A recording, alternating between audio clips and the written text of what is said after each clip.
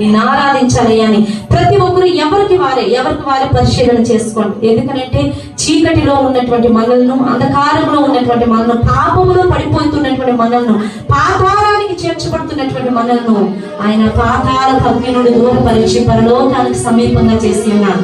కనుక మనమందరం కూడా ఎవరు మౌనం ఉండదండి. చిన్నవారు మొదలుకొని పెద్దవారి వరకు కూడా, స్త్రీ అని లేదు, పురుషుడని లేదు, ఎవరని లేదండి. ప్రభువు నిన్ను అంగీకరించాలి అంటే నీవు నిజమైన ఆరాధన ప్రభువుకి ఇచ్చినప్పుడు, నీలో ఉన్న అనేకమైన బలహీనతను విడుదల పొందినప్పుడు, ఆరాధనలో ఉన్న శక్తిని నువ్వు అనుభవించినప్పుడు, నీలో ఉన్న అయోగ్యమైనటువంటి కూడా నీకు దూరం అవుతాయి. దేవునికి ఇంపైన నైవేద్యంగా, ఇష్టమైన అర్పణగా నీవు మార్చబడతావు. కనుక ప్రతి ఒక్కరు రెండు చేతులు పైకెత్తి ప్రభువును స్తుతిద్దాం. హల్లెలూయా, హల్లెలూయా, హల్లెలూయా, హల్లెలూయా, హల్లెలూయా.